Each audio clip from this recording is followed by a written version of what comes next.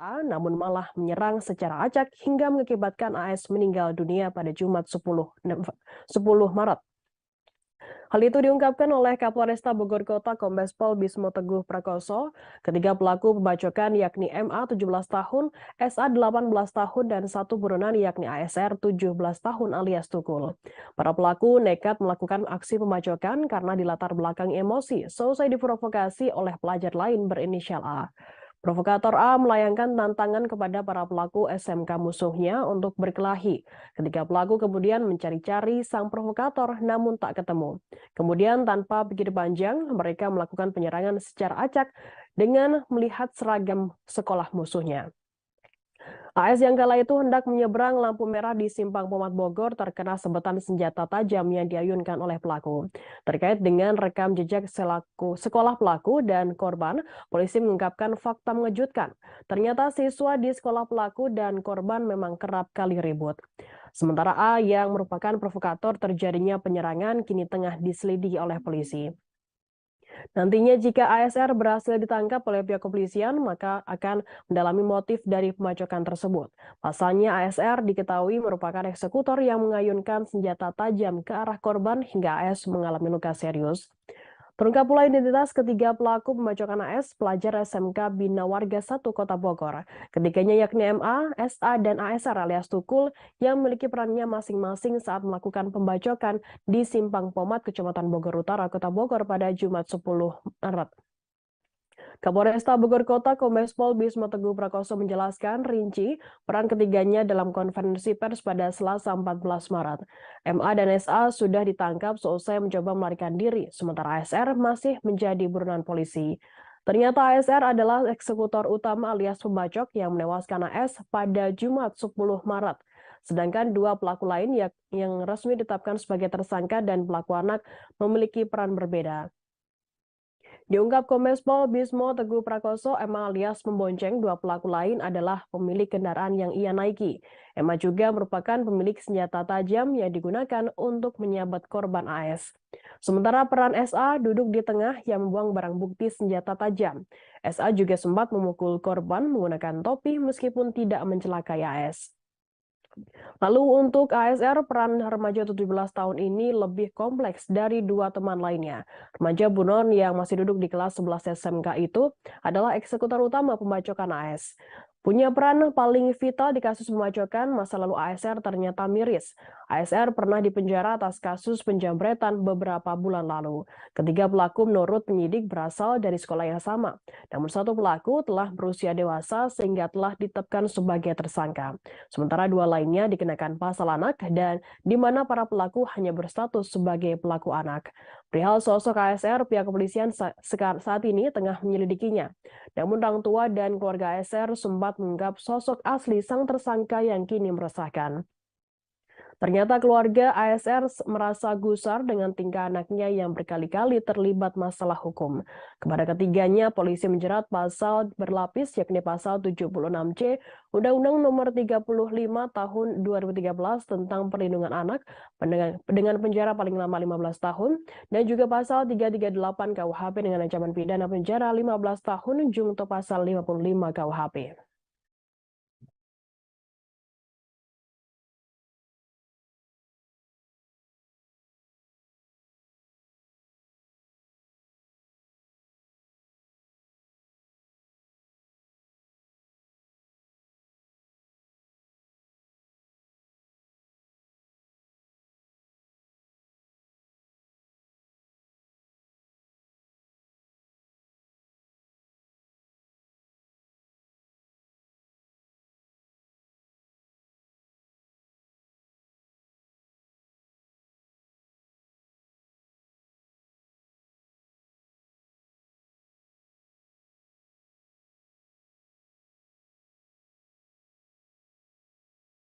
Menguak kehidupan ASR alias Tukul, eksekutor pembacokan pelajar AS di Simpang Pomat Bogor terbilang miris. PLH Kasatreskrim Polresta Bogor Kota Kompol Eka Chandra Mulyana mengatakan ASR disebut jarang pulang ke rumahnya. Ya saat ini menjadi buronan polisi selesai membacok AS bersama dua rekannya MA dan SA. HKPK mengindikasikan bahwa ASR bersembunyi di rumah kerabat atau rekannya, sebab dalam kesehariannya ASR disebut jarang pulang ke rumah. Menurut Eka, ASR tak pernah pulang ke rumah karena kedua orang tuanya sudah berpisah. Ibu dari ASR merupakan ibu rumah tangga yang tinggal di kawasan Kelapa Nunggal, Kabupaten Bogor. Sementara ayah ASR merupakan buruh serabutan. ASR yang duduk di bangku kelas 11 SMK tersebut memiliki catatan kriminal sebelumnya. ASR merupakan residivis kasus penjamretan handphone di usianya yang masih di bawah umur. Namun Eka tak mengetahui pasti berapa lama hukuman yang diberikan kepada ASR. Sementara itu, hal lain juga diungkapkan oleh Kapolres Bogor Kota Kombes Pol Bismo Teguh Prakoso pada Selasa 14 Maret. ASR atau Tukul juga merupakan seorang residivis kasus penjamretan yang masih duduk di bangku kelas 11 SMK. Bismo mengatakan ASR masih bersekolah meski menjadi residivis. Hanya saja ia belum menerangkan berapa lama ASR pernah mendekam di penjara. ASR merupakan pria yang duduk di kursi paling belakang ketika berboncengan dengan pelaku lain yakni MA dan SA. Foto diduga ASR alias Tukul berseliweran di media sosial. Yang dicirikan karena terlihat jelas memakai topi kuning saat kejadian. Namun Bismo enggan mengomentari perihal beredarnya foto ASR di media sosial tersebut. Hingga kini ASR masih menjadi buronan polisi. Sementara itu, dua lainnya, yakni MA dan SA, kini ditetapkan sebagai anak yang berkonflik dengan hukum. MA juga pemilik motor Honda BCX yang digunakan ketiganya melakukan pembacokan terhadap AS, siswa Bina warga 1 Kota Bogor di lampu merah Simpang Pomat Bogor Utara Kota Bogor pada Jumat 10 Maret lalu. Ia juga merupakan pembonceng SA dan ASR dan pemilik senjata tajam yang dijadikan barang bukti. Kombes Pol Bismo pun mengungkap peran SA yang duduk di kursi tengah. SA adalah sosok yang membuang barang bukti berupa golok. SA juga sempat memukul korban menggunakan topi meskipun tidak mencelakai AS. Ketiga pelaku menurut penyidik berasal dari sekolah yang sama, namun satu pelaku telah berusia dewasa sehingga ditetapkan sebagai tersangka. Sementara dua lainnya dikenakan pasal anak di mana para pelaku hanya berstatus sebagai pelaku anak.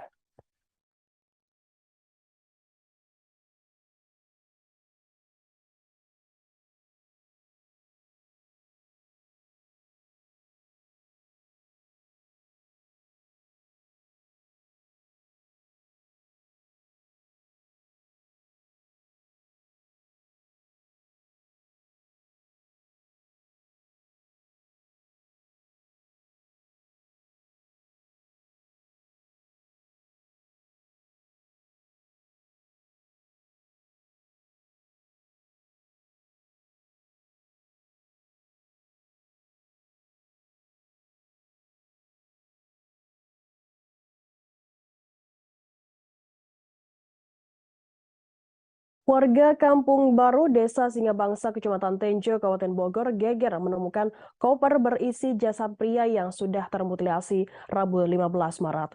Mayat tersebut ditemukan di pinggir jalan dan di seberang permukiman warga. Salah seorang warga yang berada di lokasi kejadian, yakni Isa, 46 tahun, mengatakan koper tersebut pertama kali ditemukan oleh adik iparnya sekira pukul 7.30 waktu Indonesia Barat. Isa menjelaskan saat itu adik iparnya hendak pergi bekerja, namun sebelum berangkat adik iparnya mengajak anaknya untuk motor-motoran di sekitar jalan tersebut. Setelah itu Isa bersama adik iparnya serta 3 orang lainnya mendekati koper berwarna merah itu. Karena penasaran dengan isinya, dibukalah koper tersebut oleh mereka. Mereka sempat mengira koper tersebut berisi uang. Saat dibuka sedikit, tampak bagian belakang tubuh manusia. Melihat secara sekilas, Isa sempat menduga korban adalah seorang perempuan karena posisi korban menghadap ke tanah dan ia tak berani untuk bertindak lebih jauh. Namun hal itu diterbantahkan setelah tim Inafis Polres Bogor tiba di lokasi, didapatinya bahwa korban merupakan seorang pria. Sementara itu, Ridwan, seorang warga Singabangsa, juga menceritakan detik-detik pertama kali ditemukannya jasad pria dimutilasi tersebut. Di dalam koper tersebut hanya terdapat badan mayat saja tanpa kepala dan kaki. Menurutnya, selesai mendapat laporan penemuan korban mutilasi, pihak kepolisian langsung melakukan olah TKP dalam durasi cukup lama. Personil kepolisian yang dikerahkan guna melakukan olah TKP disebut lebih dari 10 orang. Kapolsek Tenjo, Ibtu Suyadi mengatakan pria yang diperkirakan berusia 35 hingga 40 tahun itu menjadi korban mutilasi. Pasalnya ada beberapa bagian tubuh korban yang sudah tidak lengkap. Di lokasi kejadian, tubuh korban hanya menyisakan setengah tubuh dan kedua tangan saja. Ada beberapa tanda penganiayaan yang dialami korban. Artinya terdapat luka pada jasad laki-laki yang dimutilasi tersebut. Ada pula bekas ikatan tali rafia berwarna kuning. Saat ini jasad korban beserta kopernya sudah dibawa pihak kepolisian ke Rumah Sakit Polri Kramat Jati untuk diautopsi. Bisa jelasin Pak Ridwan, itu kejadian penemuannya jam berapa itu awalnya Pak? Awal kejadian penemuannya sekitar jam 7 sampai setengah 8 lah. Pastinya saya nggak tahu. Itu warga sekitar yang nemuin. Warga-warga yang lagi Mau berangkat kerja. oh berangkat kerja. Terus? Dan mereka teriak-teriak ada korban dibuka dan ternyata ada potongan. Akhirnya dipanggil Pak RT. Akhirnya dibuka kopernya dan terlihat jenazah mutilasi. Berarti awalnya sempat sama Pak RT juga sempat dilihat diintip gitu ya? Itu kayak daging manusia gitu? Iya betul. Tanpa kepala dan kaki. Oh, tanpa kepala dan kaki. Selanjutnya Pak, yang lapor ke polisi Pak RT juga? Iya Pak RT langsung. Baru datang ke pihak kepolisian sekitar jam berapa itu Pak? Sekitar jam 9.30. Jam 9.30. Ngapain itu Pak tadi pihak kepolisian? Ya mengamankan dan memberi garis polisi aja biar nggak ramai warga. Dari Inavis? Iya. Oh, terus pas tadi sama kepolisian dibuka, kopernya itu warna merah Pak ya? Iya betul. Isi kopernya itu langsung potongan mutilasi atau dialasin dulu Pak? Nah, saya juga nggak pastinya sih. Ada plastik hitam apa gimana? Iya, ada plastik. Ya ada plastik Hitam. di dalam koper. Oh, siap Pak. Baru diamanin, baru dibuka sama polisi, dibuka total gitu ya, dikeluarin isinya? Enggak, belum. Oh, Yang buka itu tim forensik. tim forensik. Oh, Baru jelas itu jenis kelaminnya apa. apa itu Pak? Jenis kelaminnya laki. Laki-laki. Kalau tadi Bapak sendiri lihat pas ada tim forensik sama polisi datang gitu? Kebetulan enggak sih. Ah. Saya sedang nyari makan. Oh, tapi kalau dari potongan korbannya itu ada ciri-ciri gimana gitu Pak? Ada tato apa ada? Ada tato di lengan kirinya, tapi nggak jelas. Saya nggak Gambar. lihat gambar apa atau tulisan apa. Itu aja sih. Kalau kayak dari fisik badannya agak gemuk atau gimana itu Pak? Agak gemuk. Agak gemuk. Oh, siap. Berarti sempat dibuka juga ya pas dilihat gemuk Iya. gitu Pak ya? Ada tato, ada ciri-ciri lain gitu Pak yang menandakan kalau di laki-laki mungkin nggak ada tanda-tanda cewek gitu? Oh, Dia kan belum sempat dibalik. belum sempet. Oh, Cuma dilihat sekilas, ya udah itu aja yang terlihat. itu doang yang terlihat. Oh, terus Pak, tadi warga gimana tuh Pak ya, kehebohan kegiran warga ngelihat ada korban mutilasi begitu Pak? Ya sempat kaget juga sih. Sempet ramai juga Pak? Ramai. Dari mana aja sempat datang kemari. Oh, Asisten pribadi Wamenkumham RI Edward Omar Syarif Haris atau Edi Haris Yogi Ari Rukmana melaporkan Ketua IPW Sugeng Teguh Santoso. Yogi menyebut tak ada arahan untuk melaporkan Ketua IPW Sugeng Teguh Santoso ke Baris Krim Polri. Yogi resmi melaporkan Sugeng ke Baris Krim Polri atas dugaan pencemaran nama baik pada Selasa 14 Maret malam. Ia tegas menyebut laporan tersebut murni dari dirinya sendiri karena merasa tak terima namanya dicatut dalam laporan Sugeng terkait dugaan gratifikasi Wamenkumham. Yogi menuturkan semua tuduhan Sugeng tidak ada yang benar. Yogi pun memastikan akan membuktikan semua tudingan yang dinilai tidak benar tersebut. Pembuktian itu termasuk klaim dari Sugeng yang mempunyai bukti transfer uang senilai 4 dan 3 miliar rupiah diantaranya berbentuk dolar secara cash. Sebelumnya IPW melaporkan Wamenkumham Edi Haris ke Komisi Pemberantasan Korupsi KPK atas dugaan kasus gratifikasi. Laporan tersebut juga dilayangkan Sugeng pada Selasa 14 Maret. IPW menduga Edi Haris menerima uang 7 miliar rupiah melalui 2 orang yang diakui sebagai asisten pribadinya. Ketua IPW Sugeng Teguh Santoso mengatakan pada bulan April dan Mei ada satu pemberian dana masing-masing 2 miliar sebanyak 2 kali hingga total 4 miliar rupiah melalui asisten pribadi Wamenkumham berinisial YAR. Lebih lanjut, Sugeng mengatakan terdapat pemberian uang tunai lagi pada Agustus 2022 sebesar 3 miliar dalam bentuk mata uang dolar Amerika Serikat. Uang tersebut diterima oleh YAR di ruangannya yang diduga atas arahan dari Wamen Edi. Dugaan pemerasan tersebut dialami oleh Direktur Utama PT Citra Lampia Mandiri berinisial HH. Sebagai informasi, saat ini HH sedang berada di dalam tahanan Polda Sulsel. HH disebut IPW dikriminalisasi oleh Polda Sulsel sebagai buntut dari permasalahan kepemilikan saham PT CLM. Sugeng mengatakan pada 17 Oktober 2022 lalu dana 4 miliar ditambah 3 miliar tunai dikembalikan melalui transfer atas nama YAR ke rekening PT CLM senilai 7 miliar rupiah. Dengan demikian, Sugeng mengatakan penerimaan uang 3 miliar tersebut terkonfirmasi atau diakui oleh Edward. Tapi pada tanggal 17 Oktober tahun lalu pukul 14.36 dikirim lagi oleh PT CLM ke rekening bernama YAM Aspri juga dari saudara Wamen Edward terbukti dalam chat tersebut. Sugeng mengatakan Wamen Edi meminta kepada HH agar Asprinya bernama YAR dapat ditempatkan sebagai komisaris di PT CLM.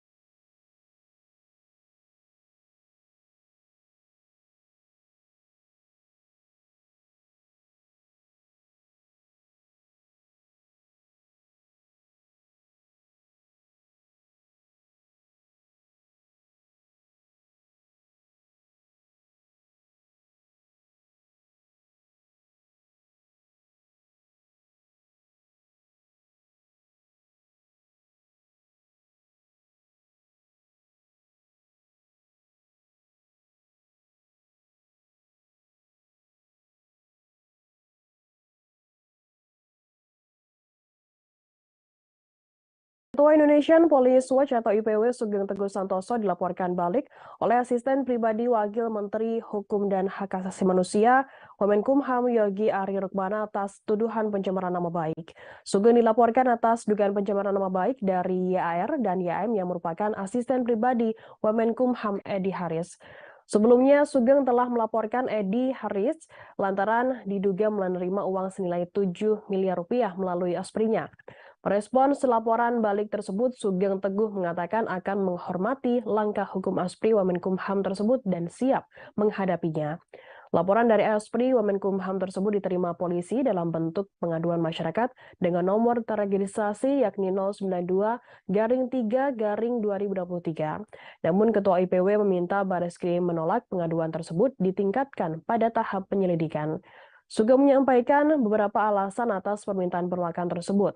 Yang pertama yakni Sugeng Teguh Santoso melaporkan dugaan korupsi Wamen Edward Omar Syarif Haris atau Edi Haris ke KPK sebagai wujud peran serta masyarakat dalam pemberantasan korupsi sebagaimana disebutkan dalam pasal 42 dan 43 Undang-Undang Tipikor. Apalagi di tengah fenomena hedonisme dan penumpukan kekayaan penyelenggara negara yang tidak wajar. Yang kedua, yakni alasannya Sugeng menyebutkan bahwa dirinya melaporkan seorang wamen berinisial EOS H dan hanya menyebutkan pihak lainnya sebagai inisial YR bukan pria dengan nama Yogi Ari Rukmana. Sehingga pengaduan pria Yogi Ari Rukmana adalah tindakan marah dan tersinggung yang tidak berdasar seperti kebakaran jenggot. Yang ketiga alasannya yakni bahwa dalam pernyataan di depan wartawan, Sugeng telah menyatakan dirinya menghormati prinsip praduga tidak bersalah sehingga pernyataan-pernyataannya yang menyebut person selalu menyebutkan dengan inisial. Soal ada orang yang merasa tersinggung, itu adalah urusan orang tersebut masing-masing. Yang keempat yakni pelaporan tindak pidana sebagai extraordinary crime harus didahulukan proses hukumnya sehingga kalaupun ada pengaduan pencemaran nama baik harus ditunda menunggu proses hukum tipikor yang sedang diproses oleh KPK. Sebelumnya, Sugeng melaporkan Wamenkumham Edward Omar Syarif Haris alias Edi Haris ke KPK pada Selasa 14 Maret. Edi dilaporkan IPW karena diduga menerima uang senilai 7 miliar rupiah melalui 2 asistennya. Hal itu diungkapkan oleh Ketua IPW Sugeng Teguh Santoso di Gedung Merah Putih KPK pada Selasa 14 Maret. IPW menduga aliran dana tersebut terkait permintaan bantuan pengesahan status badan hukum dan konsultasi mengenai hukum. Di pihak lain, Edi Haris mengatakan bahwa pelaporan tersebut bukanlah masalah yang menyangkut pribadinya. Dia mengatakan bahwa itu adalah masalah asisten pribadinya.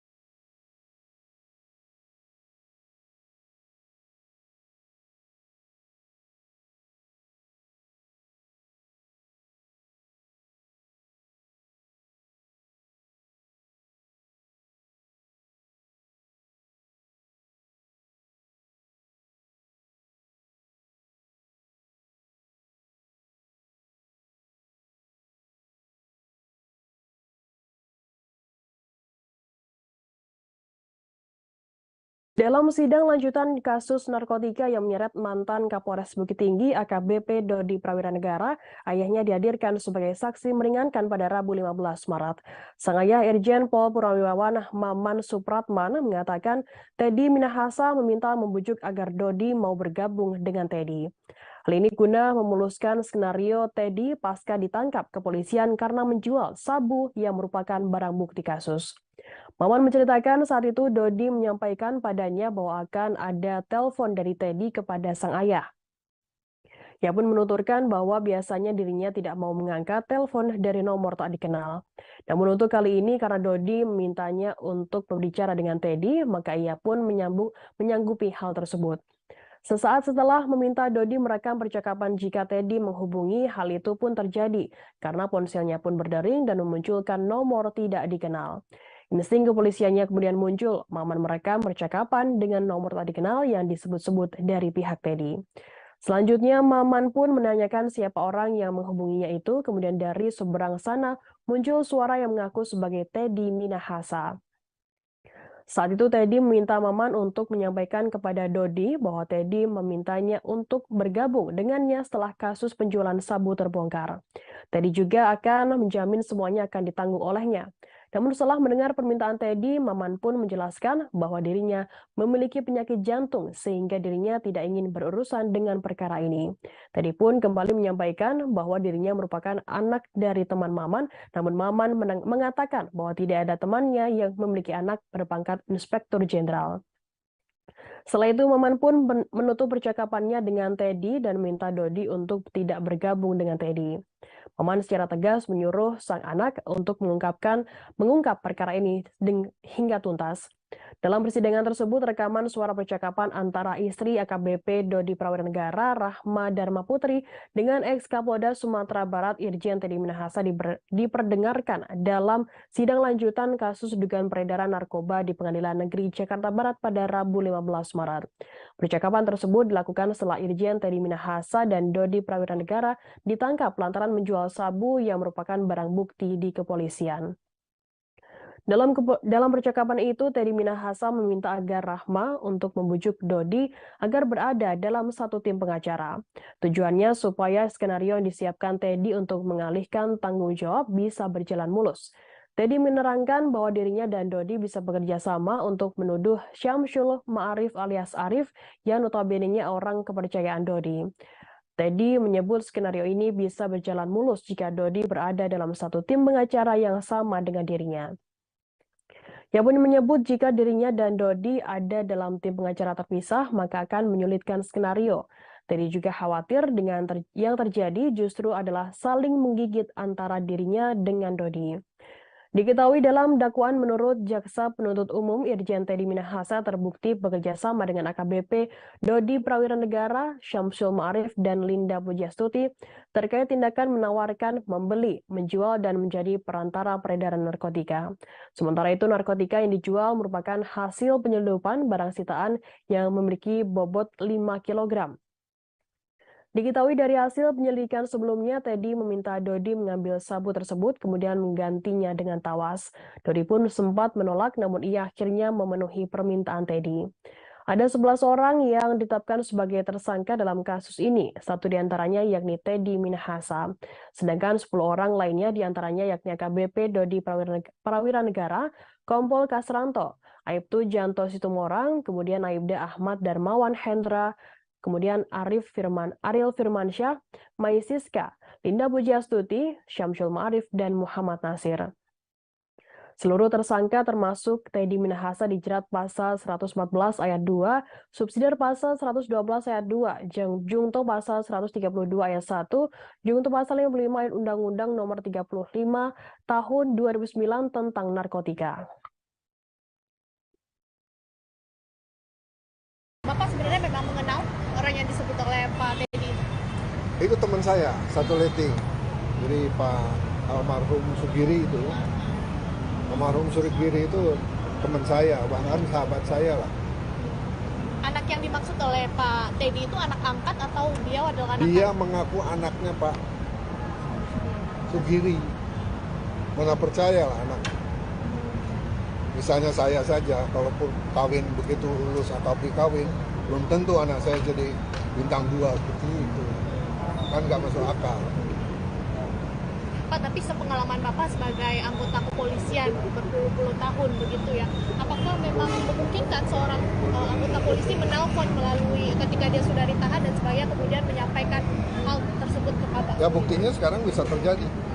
Saja. Menunjukkan apa itu Pak yang dimiliki oleh Pak Teddy? Apakah artinya Pak Teddy punya power yang begitu besar? Bukan power, dia berusaha. Dia berusaha untuk menghubungi saya agar saya mengizinkan anak saya untuk bergabung. Pak, tadi kan di persidangan dikatakan Bapak meminta anak untuk merekam. Itu apakah udah ada antisipasi Pak akan ada hal seperti ini Pak? Kasus seperti Saya ini? dapat informasi dari anak saya bahwa sebentar lagi Pak Teddy Minahasa akan telepon Papa Pak. Kalau ada telepon tanpa nama, angkat aja. Karena biasanya ada telepon ke saya nggak ada namanya, nggak pernah saya angkat. Maksudnya dari antisipasi merekam itu apa sudah menduga karena ada hal yang tidak wajar? Saya sudah pasti, naluri polisi saya keluar. Baik, saya rekam aja. Oke, siap. Termasuk pernyataan Bapak yang tadi saya telepon Bapak bilang jangan mau bergabung, lawan dan fakta kebenaran ini juga karena Bapak sudah mendapatkan insting seperti itu, ada skenario ya Pak? Ya, betul. Jadi saya langsung bilang sama istrinya, bilang sama Dodi ya, sama suamimu, jangan mau bergabung, lawan. Dari percakapan dengan Teddy Minahasa waktu itu, apa yang menurut Bapak paling aneh sehingga akhirnya Bapak menyuruh untuk jangan bergabung dan lawan? Ya dari awal saja sudah nggak benar lah. Dari awal tuh berarti ketika sudah dipansus tapi bisa menelpon begitu ya Pak? Polda Metro Jaya memperpanjang masa penahanan tersangka Mario Dandi Satrio 20 tahun dan Shane Lucas 19 tahun serta pelaku anak AG 15 tahun dalam kasus penganiayaan terhadap David Ozora 17 tahun. Masa penahanan diperpanjang karena proses penyidikan kasus penganiayaan berat tersebut berencana yang dilakukan oleh ketiga orang tersebut belum selesai. Hal itu diungkapkan oleh Kabid Humas Polda Metro Jaya Kombes Pol Trunoyono Wisnu Andiko pada Rabu 15 Maret. Trunoyono mengatakan pihaknya akan memanggil 4 saksi dalam kasus penganiayaan tersebut. Satu di antara saksinya merupakan perempuan berinisial APA yang merupakan mantan kekasih Mario Dandi. Kendati demikian, Trunoyono belum menjelaskan secara rinci kapan pemeriksaan APA yang disebut-sebut sebagai pembisik Mario bakal dilaksanakan. Ia hanya menegaskan bahwa pemeriksaan keempat saksi dilakukan untuk memperkuat rencana penganiayaan oleh Mario dan kawan-kawan. Untuk diketahui, Mario, anak pejabat Direktorat Jenderal Pajak Kementerian Keuangan, Rafael Aluntri Sambodo, menganiaya David Ozora pada Senin 20 Februari di Kompleks Kedin Permata, Pesanggerahan, Jakarta Selatan. Mario marah karena mendengar kabar dari saksi berinisial APA yang menyebut AG, 15 tahun, kekasihnya mendapat perlakuan tidak baik dari korban. Mario lalu menceritakan hal itu kepada temannya Shane Lucas, 19 tahun. Kemudian Shane memprovokasi Mario sehingga Mario menganiaya korban sampai koma. Shane juga merekam penganiayaan yang dilakukan oleh Mario. Kini Shane dan Mario sudah ditetapkan sebagai tersangka dan ditahan di ruang tahanan Mapolda Metro Jaya. Sementara AG yang dilabeli sebagai pelaku atau anak yang berkonflik dengan hukum karena masih berstatus di bawah umur ditahan di Lembaga Penyelenggara Kesejahteraan Sosial atau LPKS. Ketiganya diduga telah melakukan tindak pidana penganiayaan berat yang direncanakan.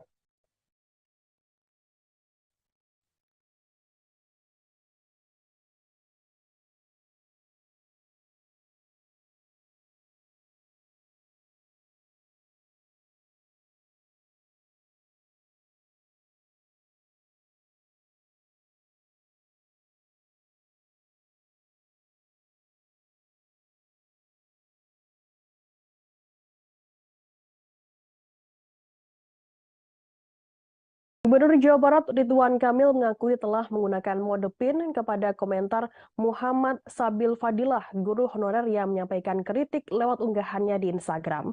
Ridwan menegaskan dirinya sedang memberikan edukasi kepada orang-orang yang berkomentar tanpa memberikan fakta. Ridwan kemudian membalikan pertanyaan terkait berkomentar atau menyampaikan kata kasar. Terkait dengan kata maneh yang digunakan Sabil dalam menyampaikan pernyataan, Ridwan menjelaskan soal undak usuk bahasa Sunda. Ia menganalogikan seorang anak kepada orang tua yang menggunakan kata maneh kalau orang berbahasa Sunda itu ada namanya undak usuk. Dalam kesempatan lain, Ridwan mengatakan tidak ada permintaan untuk memecat guru tersebut. Sebagai informasi, seorang guru honorer asal Cirebon, Jawa Barat bernama Muhammad Sabil Fadilah dipecat dari 2 sekolah tempatnya mengajar setelah mengkritik unggahan akun Instagram Gubernur Jawa Barat Ridwan Kamil. Sabil berkomentar dalam unggahan terbaru Ridwan Kamil yang memberikan apresiasi siswa di Tasikmalaya karena patungan membeli sepatu kepada teman sekelasnya Selasa 14 Maret lalu. Komentar Sabil lalu dibalas oleh Ridwan Kamil. Saat dikonfirmasi, Sabil mengatakan setelah komentarnya dipin oleh Ridwan Kamil, banyak netizen yang mengirimkannya pesan cacian. Tak hanya itu, Sabil yang tercatat sebagai guru di 2 SMK di Cirebon menjalani 2 kali sidang dengan keputusan diberhentikan dari 2 sekolah. Warga Cirebon tersebut menerima surat pemberhentian dari sekolah tempatnya mengajar pada Rabu 15 Maret pagi. Sabil kaget dan mengaku tidak menyangka peristiwa itu akan menimpanya selesai menuliskan komentar di akun media sosial orang nomor 1 di Jawa Barat tersebut. Yang merasa aneh dengan keputusan tersebut, meskipun ia mengaku siap menerima seluruh konsekuensi atas komentarnya di akun Instagram Ridwan Kamil. Meski sudah dipecat, Sabil belum menceritakan kejadian yang dialaminya kepada keluarganya dan berencana menghadapinya sendiri.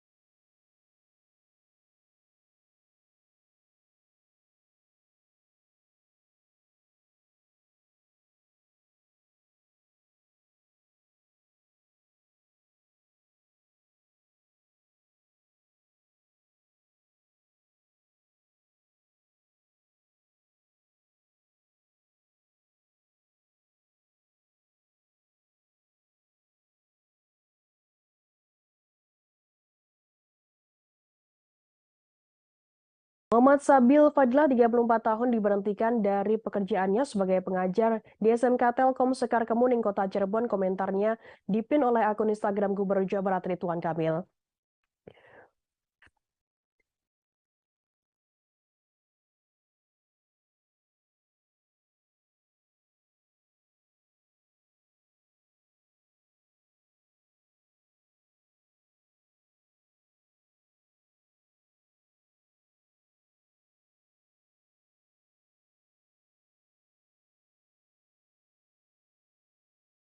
Warga Cirebon tersebut menerima surat pemberhentian dari sekolah tempatnya mengajar pada Rabu 15 Maret pagi.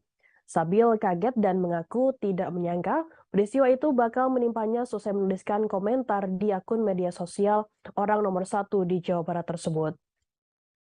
Yang merasa aneh dengan keputusan tersebut meskipun ia mengaku siap menerima seluruh konsekuensi yang komentarnya atas komentarnya di akun Instagram Ridwan Kamil pada Selasa 14 Maret.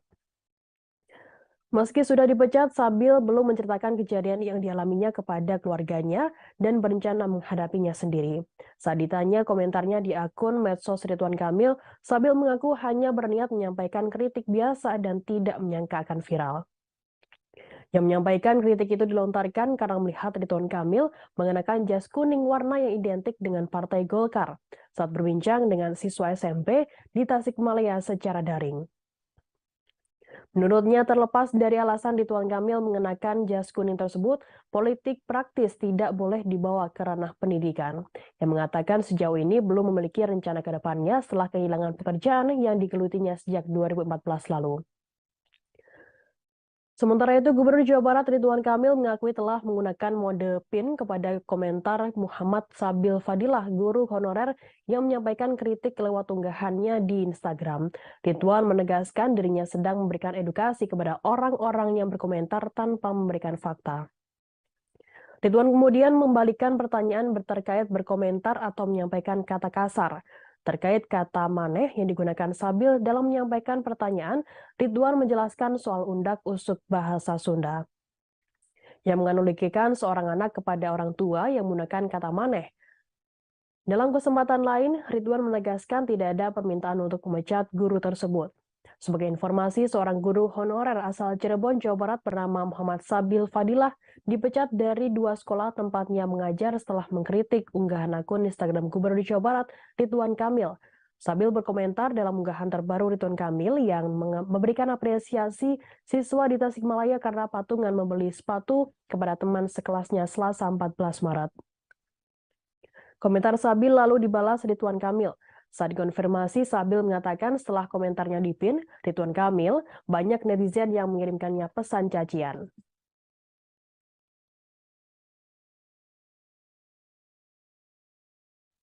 Tak hanya itu, Sabil yang tercatat sebagai guru di 2 SMK di Cirebon menjalani 2 kali sidang dengan keputusan diberhentikan dari 2 sekolah tersebut.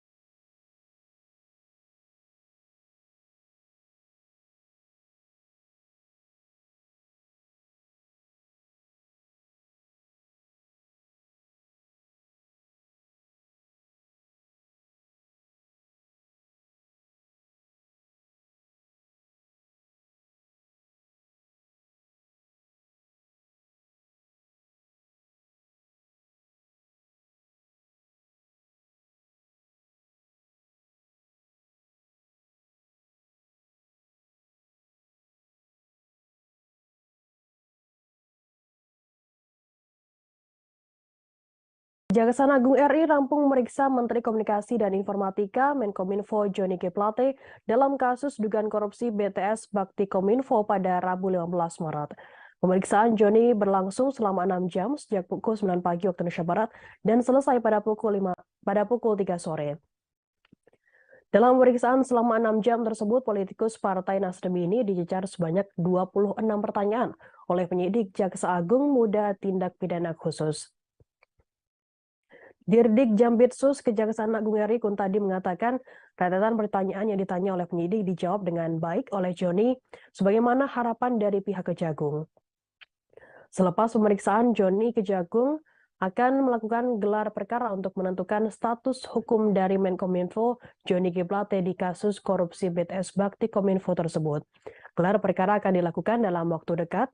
Pada hari yang sama saat pemeriksaan ke Joni, Kejagung juga melakukan pemeriksaan terhadap 6 orang saksi lainnya.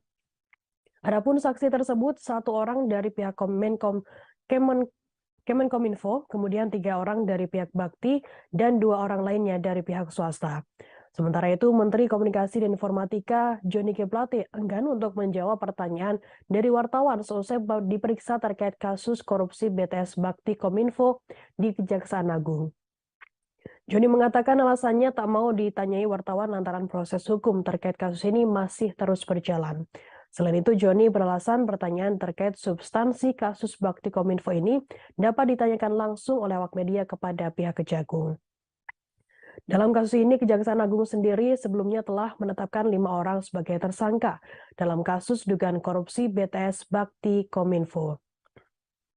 Kelimanya adalah Direktur Utama Bakti Kominfo, Anang Ahmad Latif, Direktur Utama PT Mora Telematika Indonesia, Gelubang Menak, kemudian Tenaga Ahli Human Development Universitas Indonesia tahun 2020 Yohan Suryanto. Lalu Account Director of Integrated Account Department PT Huawei Tech Investment Mukti Ali dan Komisaris PT Solitek Media Sinergi Irwan Hermawan. Sejatinya proyek pembangunan menara BTS 4G Bakti Kominfo dilakukan untuk memberikan pelayanan digital di daerah terdepan, terluar, dan tertinggal atau 3T.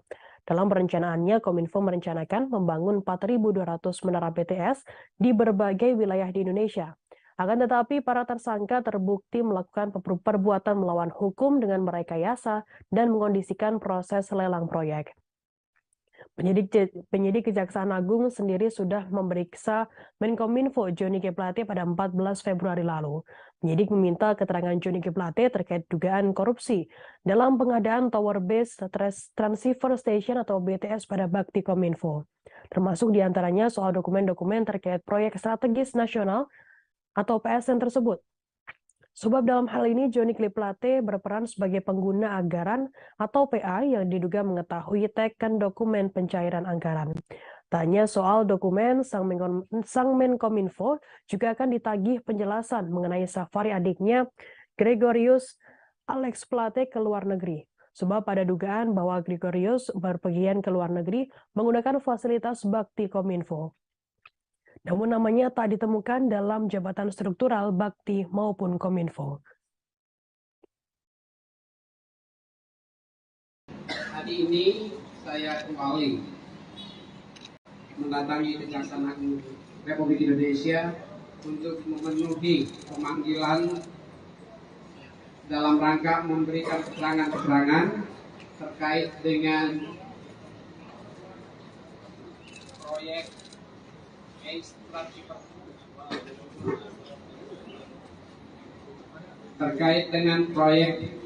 Transceiver Station di Kominfo.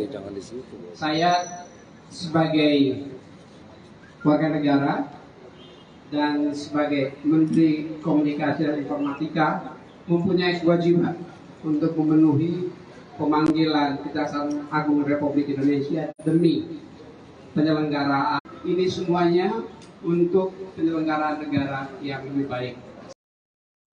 Buatannya yang telah setelah disetujui, korban mentransfer uang ke rekening ajudan pribadi sejumlah 400 juta rupiah. Kemudian di kesempatan lainnya mentransfer uang 750 juta rupiah pada 6 Desember 2021 lalu. Sisanya senilai 200 juta rupiah ditransfer AL ke rekening ajudan pribadi pada 14 Desember untuk melunasi pembelian Mercedes-Benz G63. Kemudian korban AL melalui kuasa hukumnya melayangkan somasi sebanyak 2 kali kepada selebgram tersebut. Karena tak ada itikat baik dari terlapor, maka korban melaporkan ke Polres Metro Jakarta Barat. Korban mengalami kerugian hingga 1,35 miliar rupiah. Atas kasus tersebut, ajudan pribadi dijerat dengan pasal 378 KUHP tentang penipuan dan atau pasal 372 KUHP tentang penggelapan. Ia terancam pidana penjara selama 4 tahun. Assalamualaikum warahmatullahi wabarakatuh. Ini sangat menyesalkan kami dan insya Allah selesai secepatnya. Dan saya minta maaf segala-galanya. Itu duitnya untuk kebutuhan ini ya, foya-foya ya? Buat apa kemarin? Buat apa? Mungkin Motifnya apa kemarin Bapak? buat kebutuhan ya kayak itu apa kebutuhan hidup dan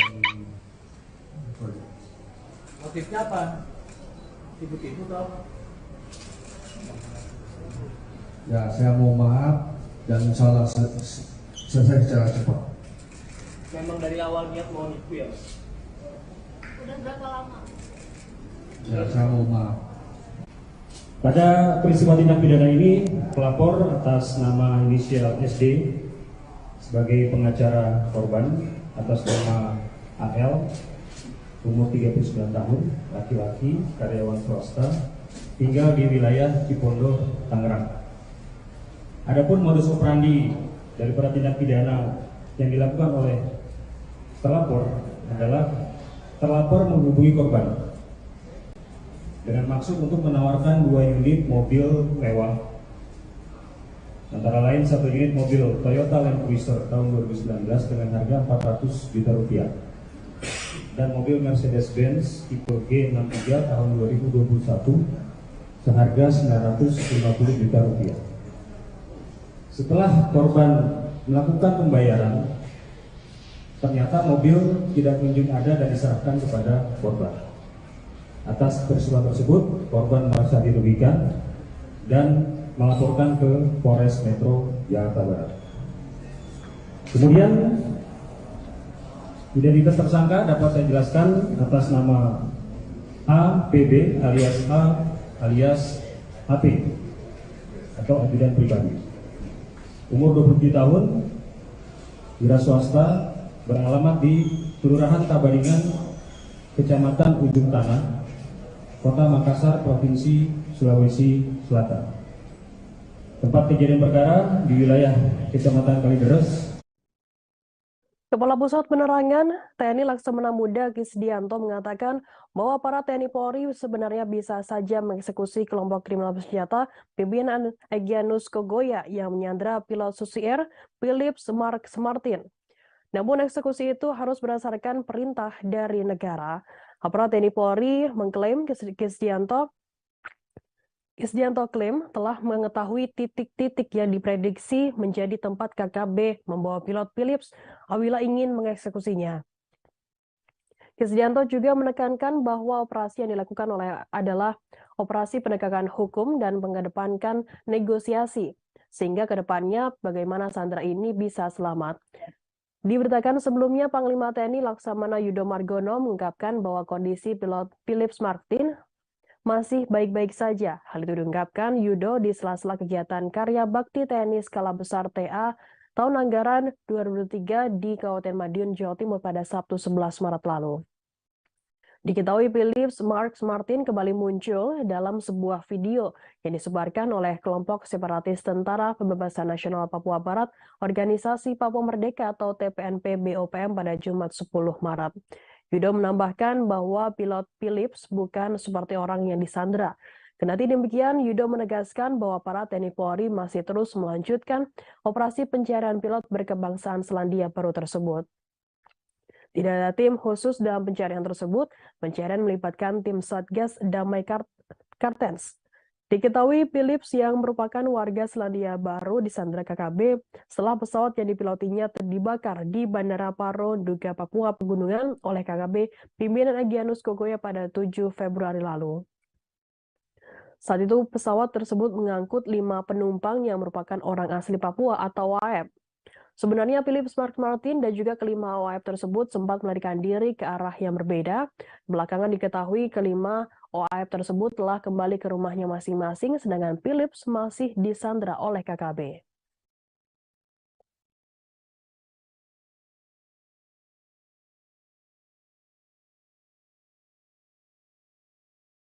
Benar, informasi tadi sekaligus menutup perjumpaan kita dalam live update pagi hari ini. Selain ini masih ada program Live Update Sport yang akan dibantu host Saradita. Dan akhirnya saya Firdananda, warga bertugas pamit undur diri. Terima kasih dan sampai jumpa.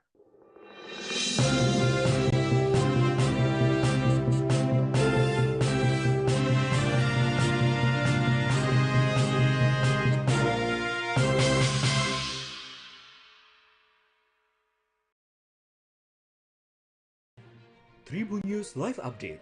Tanggal 21. Selamat siang Tribuners, selamat sore Tribuners, selamat petang Tribuners, Anda sedang menyaksikan live update. Informasi teraktual dan terupdate dari siang hingga petang kami sajikan untuk Anda. Menewaskan 2 orang penumpang, yang mana kedua penumpang. Kami perdalam dengan laporan langsung dari lokasi kejadian dan narasumber terpercaya. Benar-benar menghukum mereka-mereka yang terlibat. Menghentikan terduga pelaku yang ingin laporan terkait peristiwa pompong hilang kontak menabrak sejumlah pemotor yang melintas tepat. Saksikan live update siang, sore, dan petang hanya di channel YouTube Tribun News.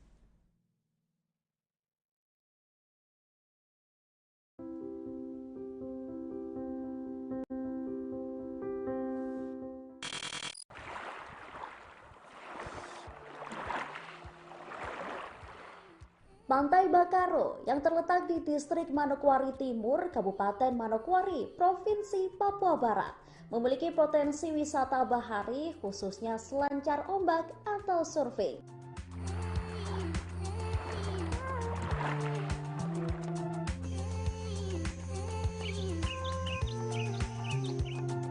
Untuk mencapai ke pantai ini, pengunjung dapat menggunakan kendaraan roda 4 maupun kendaraan roda 2.